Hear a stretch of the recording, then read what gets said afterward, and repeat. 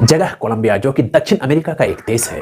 1990 का दशक चल रहा था। वहां माता पिता अपने बच्चों को स्कूल भेजना छोड़ दिए थे। वहां की सड़कें, गलियां, पार्क, मैदान बच्चे से खाली दिखाई दे रहा था। वजह थी एक अनजान कातिल की दरिंदगी, जिसे बच्चों से लेकर बड़ों तक के जहन में खौफ पैदा हो गया था। और जब यह अनजान कातिल पुलिस के हत्थे चढ़ती है तो कोई 40, 50, 60 वर्ष नहीं बल्कि 1853 साल 9 दिन की सजा सुनाया गया था इस कातिल का। इसके जुर्म इतने खतरनाक हैं कि इसे सुनकर आप भी सिहर उठेंगे।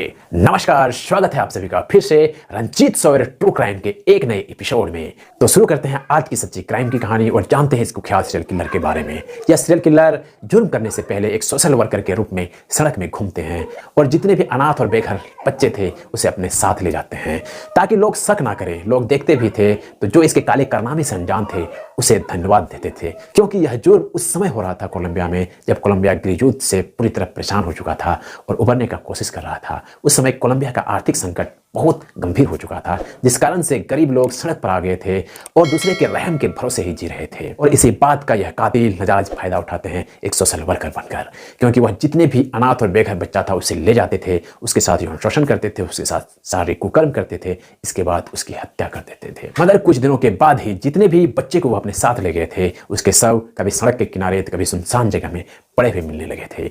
पुलिस को जब सूचना मिलता उन शवों को तो उन शव के पास जाते, शव की जांच करते तो यह पाते थे कि जितने भी बच्चे का शव फेंका हुआ मिला है वह या फिर अनाथ है या फिर बेघर है, उसके माता पिता उसे छोड़ चुका है, जिस कारण से पुलिस जांच कर सही बात पता नहीं लगा पाते हैं और वह परेशान हो जाते हैं, वह विवश हो जाते हैं कातिल का पता लगाने में, क्योंकि शव का पता सही तरीके से नहीं लग रहा था कि आखिर यह किसका शव है। यह सिलसिला 1992 ईस्वी से 1998 ईस्वी तक चलता है। वह कातिल हर महीने कोई ना कोई बच्चे को ले जाते, उसके साथ कुकर्म करते और उसकी हत्या कर सुनसान जगह हो या सड़क किनारे फेंक दिया करते थे।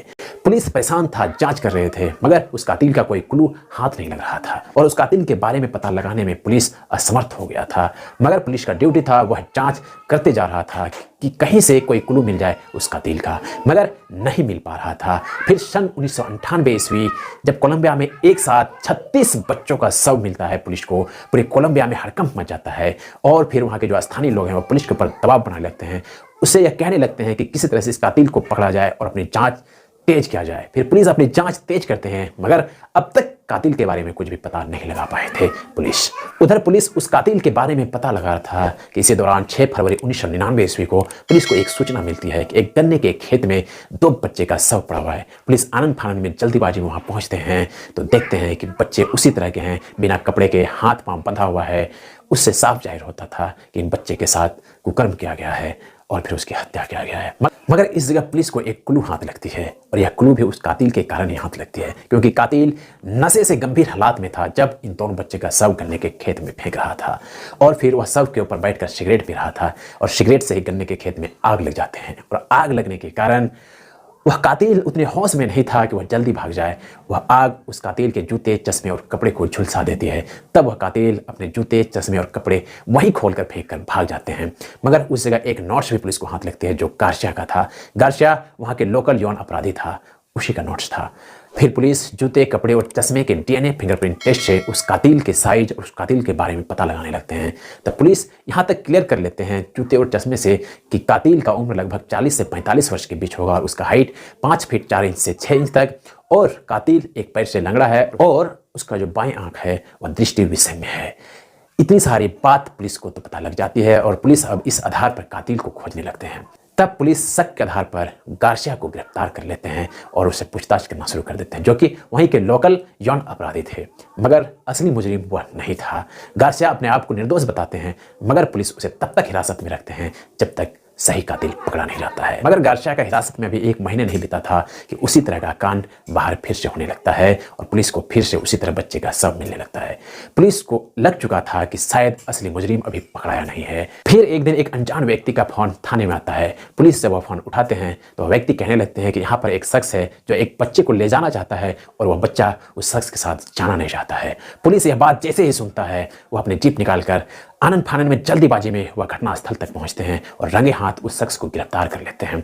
उस शख्स को गिरफ्तार करने के बाद उसे पूछताछ करना शुरू करते हैं, मगर वह शख्स कोई भी अपराध कबूल नहीं करते हैं। फिर एक पुलिस अधिकारी का नजर उस शख्स के चश्मे में पड़ता है, वह उसके चश्मे मांग लेते हैं और जो गन्ने के खेत में मिला था आधा जला हुआ चश्मा उससे मिलाने लगते हैं। दोनों का साइज एक ही था, दोनों का फिंगरप्रिंट टेस्ट करवाया जाता है, तब जाकर पूरी बात सामने आता है। वह कातिल कोई और नहीं बल्कि कोलंबिया का वही सीरियल किलर था जो 1992 से लेकर 1999 तक बच्चे को गायब करता, उसके साथ कुकर्म करता और उसे मार दिया करता था।